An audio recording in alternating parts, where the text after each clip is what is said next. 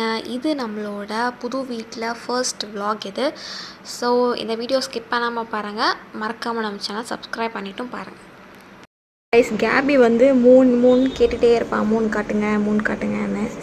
ஆனால் இந்த வீட்டுக்கு வந்ததுக்கப்புறம் பார்த்திங்கன்னா அவனுக்கு மூன் எப்போல்லாம் தோணுதோ அப்போல்லாம் பார்த்துட்டே இருக்கலாம். நைட்டு செம்ம காற்று வருவாங்க பின்னாடி. எப்படி இருக்கு பாருங்க.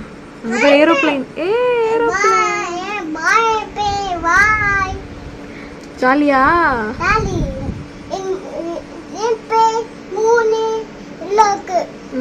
ஏரோப்ளைன் மூணு எல்லாம் இருக்கா?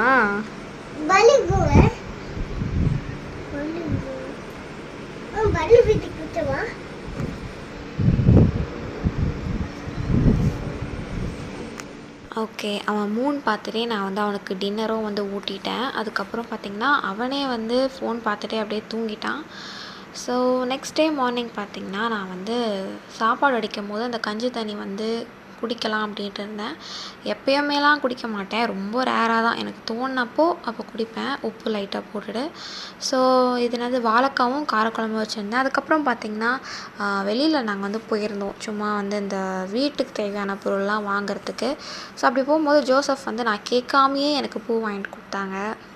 அது ரொம்ப வந்து ஹாப்பியாக இருந்தது. நாங்கள் வந்து ஜெயச்சந்திரன் தான் போயிருந்தோம். பாப்பாவை அம்மா வீட்டில் விட்டுட்டு போயிருந்தோம். இல்லைனா பாப்பா வந்து பயங்கரமாக கடையில் வந்து அது வேணும் இது வேணும்னு அடம் பிடிச்சி ஒரு ஆர்ப்பாட்டம் பண்ணிவிடுவான். இது வந்து எங்களுக்கு எக்ஸ்பீரியன்ஸ் இருக்குது, இந்த மாதிரி நடந்திருக்கு. அதனால தான் அம்மா வீட்டில் விட்டுட்டு போகிறோம். ஸோ வந்து விட்டுட்டு நாங்கள் வந்து எல்லாமே வாங்கிட்டோம். எதுவுமே வந்து எப்படி சொல்கிறது, எனக்குன்னு எதுவுமே வாங்கலை, எல்லாமே வீட்டுக்கு தேவையான பொருள் தான் வாங்கினேன். வீடியோவில் பார்த்தா அவங்களுக்கு தெரியும். ஸோ அப்படியே நாங்கள் வாங்கிட்டு அம்மா வீட்டிலேருந்து பாப்பாவை பிக்கப் பண்ணிவிட்டு அப்படியே வீட்டுக்கு வந்துட்டோம். இதுதான் எங்கள் வீடு. அப்படியே ஸ்ட்ரெயிட்டாக போனால் அந்த லாஸ்ட் வீடு தான் எங்கள் வீடு. பார்த்திங்கனாலே தெரியும், எல்லாமே க்ராசரி ஐட்டம்ஸ் தான் இருக்கும். இந்த மாதிரி இந்த சோப்பு, அப்புறம் வந்து இந்த அப்படி சொல்கிறது ஃபுல்லாகவே வீட்டுக்கு தேவையான பொருளாக இருக்கும். இந்த மேட்லாம் பார்த்திங்கன்னா பழைய வீட்லேயே வந்து எல்லாமே கொஞ்சம் இதுவாகிடுச்சு, அழுக்கானதால சரி ஓகே அங்கேயே நாங்கள் வந்து தூக்கி போட்டு வந்துட்டோம். ஸோ புதுசாக வாங்கிக்கிட்டோம் 2 மேட்டு. அதுக்கப்புறம் பார்த்திங்கன்னா வீட்டுக்கு தான் எல்லாமே இந்த சோப், அப்புறம் வந்து பாப்பாவுக்கு, அப்புறம் இந்த குட் நைட். இங்கே வந்து கொசு அதிகமாக இருக்குது.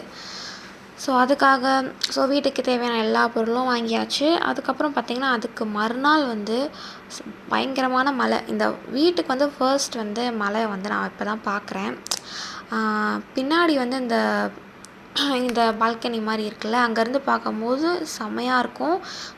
பயங்கரமாக காற்று வரும், நீங்கள் நினச்சி பார்க்காத அளவுக்கு காற்று ஹால் வரைக்கும் வரும். ஸோ அப்படி மழை வர ஆரம்பிச்சிருச்சு. ஸோ வந்து பார்த்திங்கன்னா அதுக்கேற்ற மாதிரி கரண்ட்டும் போயிடுச்சு. கரண்ட் வந்து பார்த்திங்கன்னா கிட்டத்தட்ட 2 ஹவர்ஸ் கிட்ட கரண்ட் வரல. இந்த வீட்டுக்கு வந்து கரண்ட் வந்து போச்சுன்னா அது ஒரு 30 செகண்ட்ஸ்லேயே வந்துடும்.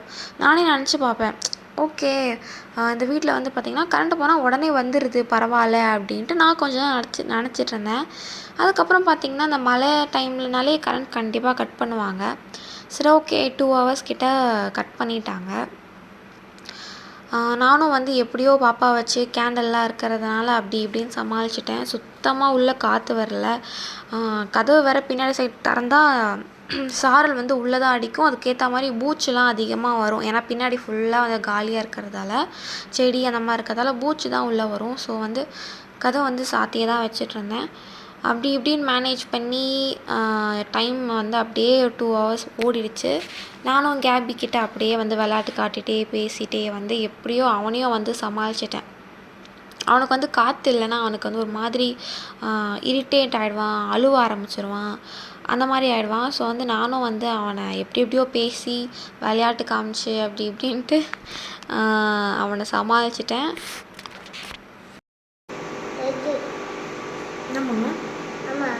என்னது என்ன இருக்குங்க?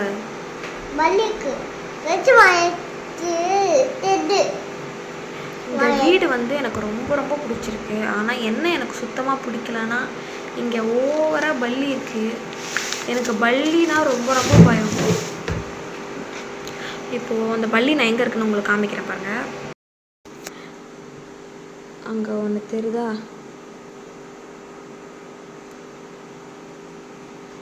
எப்போ எங்கே போடலான்னு பார்த்துட்ருக்கு. ஃப்ரிட்ஜு கீழே ஐயோ கடவுளே. என்ன கேபி பல்லி பயமா இருக்குமா அம்மாக்கு? பல்லி இந்த பல்லியை வந்து எப்படி சாவடிக்கலாம், எப்படி வந்து வீட்டுக்குள்ளே வராமல் தடுக்கலான்ட்டு எதனா ஒரு ஐடியா இருந்தால் சொல்லுங்கள். இதை என்ன பண்ணுறதுனே தெரில. அது எப்படி நம்ம கதவு சாத்தி வச்சாலும் என்ன பண்ணாலும் அது எதுனா ஒரு இதுலேருந்து வந்துடுது கண்டிப்பாக. ஒரு கேப், சின்ன கேப் கிடச்சாலும் வந்துது. இப்போ அது எங்கே போகுதுன்னு தெரில. ஐயோ பயமாக இருக்கு எனக்கு.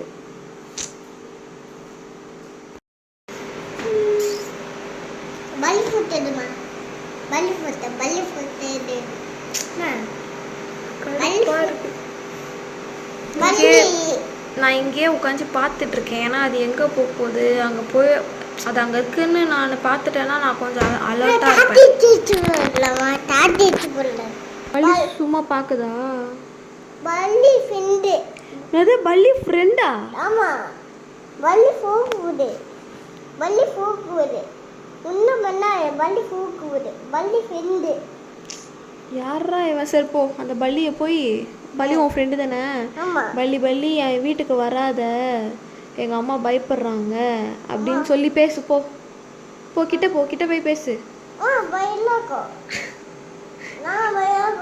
நீ தானே சொன்ன இப்போ பல்லி ஃப்ரெண்டுன்ட்டு.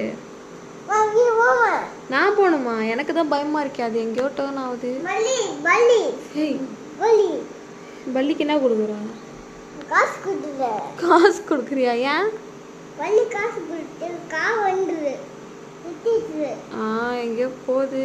அது நவரத போகிறேன். அப்பா கேவலமாக இருக்கு பார்க்கவே, அருவருப்பாக இருக்கு எனக்கு. அப்போ ஏமா பார்க்குற?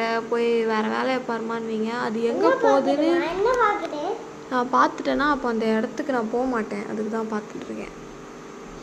ஏன்னா போய் தொலையா, எதுனா ஒரு மூலையில் போய் ஒட்டிக்கோய். ஏன் இங்கேயே நின்றுட்டுருக்கேன்?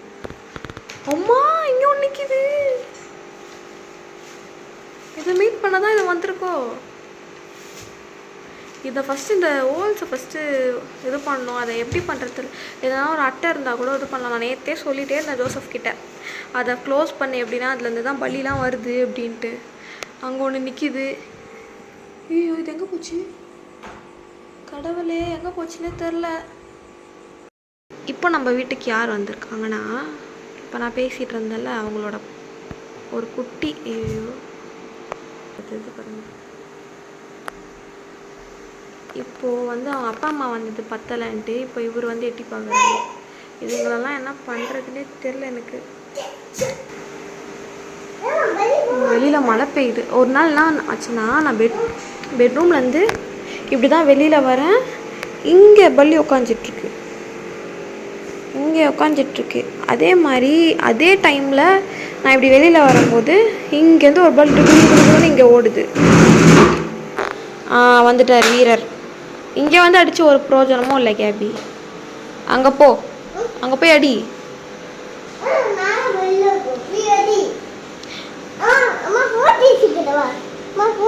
வேணாம் இரு. இந்த பல்லி கதையை பார்த்துருப்பீங்க. தயவு செய்து இந்த பல்லி வந்து வீட்டுக்குள்ளே வராமல் இருக்கிறதுக்கு எதனா டிப்ஸ் இருந்தால் சொல்லுங்கள். கண்டிப்பாக எனக்கு ரொம்ப ரொம்ப யூஸ்ஃபுல்லாக இருக்கும். அதுக்கப்புறம் பார்த்திங்கன்னா மறுநாள் கேபிக்கு பால் அவன் எழுஞ்சோடனே கேட்பான், அது கொடுத்துட்டு அதுக்கப்புறம் நானும் வந்து அவள் வந்து ரொம்ப வருஷம் கழித்து சாப்பிட்டேன். பாலில் கொஞ்ச நேரம் ஊற வச்சுட்டு சர்க்கரை போட்டு சாப்பிட்டா சூப்பராக இருக்கும். அதுக்கப்புறம் பார்த்திங்கன்னா அன்றைக்கி லன்ச் வந்து ஃபிஷ் குழம்பு, மீன் குழம்பு, மீன் வறுத்துட்டு அதுக்கப்புறம் வந்து எறா கொஞ்சோண்டு தான் வாங்கினேன். அந்த கொஞ்சோண்டு தொக்கு மாதிரி பண்ணிட்டேன். மீன் குழம்பு வச்சுட்டேன். இதுவும் பார்த்திங்கன்னா ரெண்டாவது வாட்டி நான் செய்கிறேன். ஃபர்ஸ்ட் வாட்டி வந்து இந்த இதுக்கு முன்னாடி இந்த வீட்டில் செஞ்சேன். அதுக்கப்புறம் இப்போ தான் வந்து மீன் செய்கிறேன். அடிக்கடிக்கு நாங்கள் சிக்கன் தான் செய்வோம். சரி அப்புறம் மீன் சாப்பிட்டு ரொம்ப நாள் ஆச்சு அப்படின்ட்டு மீன் வந்து செஞ்சோம். அதுக்கப்புறம் சமையல் முடிச்சிட்டக்கப்புறம் பார்த்திங்கன்னா நான் வந்து வாஷிங் மிஷின் போட்டுட்டேன். இங்கே வந்து டெய்லி வாஷிங் மிஷின் போடலாம், இல்லை ஒரு நாளைக்கு 2 வாட்டி கூட வாஷிங் மிஷின் போடலாம். நம்ம இஷ்டம் தான். அந்த பழைய வீட்டில் இருந்த மாதிரி கிடையாது. இங்கே பின்னாடி ஒரு ஸ்பேஸ் மாதிரி இருக்குல்ல, அங்கே தான் வாஷிங் மிஷின் வந்து நான் வச்சுருக்கேன். ஸோ வந்து இங்கே வந்து எனக்கு வந்து ஃப்ரீயாக கம்ஃபர்டபுளாக இருக்குது. என்ன தோசை வேணும் கேபிக்கு? ஆனியன் தோசையா? ஆ ஆனியன் தோசை மேலே ஆனியன் போட்டு தரணுமா? இவனுக்காகவே நான் கொஞ்சம் ஆனியன் கட் பண்ணி வருவேன் எப்பவுமே. ஏன்னா வந்து ஆம்லேட்லேயும் வந்து அவ்வளோ ஆனியன், ஆம்லேட் முட்டையே தெரியாத அளவுக்கு ஆனியன் போட்டு தர சொல்லுவான், தோசையே தெரியாத அளவுக்கு ஆனியன் போட்டு தர சொல்லுவான். ஸோ அவன் சுட்டு கொடுத்துட்டு வரேன். அதுக்கப்புறம் மறுநாள் நைட்டு இது பார்த்திங்கன்னா திருப்பி வந்து கரண்ட் போயிடுச்சு. ஆனால் மழை பெய்யல, எதுவுமே ஆகலை. இந்த வாட்டி 3 ஹவர்ஸ் கிட்ட 3 ஹவர்ஸ் மேலேயே கரண்ட் வரல. ஸோ நானும் ரொம்ப நேரம் பார்த்துட்டே இருந்தேன். கரெக்டாக வந்து இப்போ மணி 7:30 ஆகுது. 6:30 மணிக்கு போச்சு. 9:30 மணிக்கு அந்த மாதிரி தான் வந்தது. அதுக்கப்புறம் என் தம்பி வந்தால் வந்து என்னை வந்து சித்தி வீட்டுக்கு கூப்பிட்டு போயிட்டான். எங்கள் சித்தி வீடு வந்து பக்கத்துலேயே தான் இருக்குது. ஸோ வந்து பிரச்சனையே இல்லை. ஸோ வந்து அவன் வந்து என்னை கூட்டிகிட்டு போயிட்டான். அங்கே வந்துட்டு அதுக்கப்புறம் நாங்கள் கரண்ட் வந்தோன்னா வீட்டுக்கு வந்துட்டோம். ஓகே கைஸ், இந்த வீடியோ உங்களுக்கு பிடிச்சினா மறக்காமல் லைக் ஷேர் கமெண்ட் பண்ணுங்கள். மறக்காமல் நம்ம சேனல் சப்ஸ்கிரைப் பண்ணிட்டு பாருங்கள். பாய், தேங்க்யூ ஸோ மச்.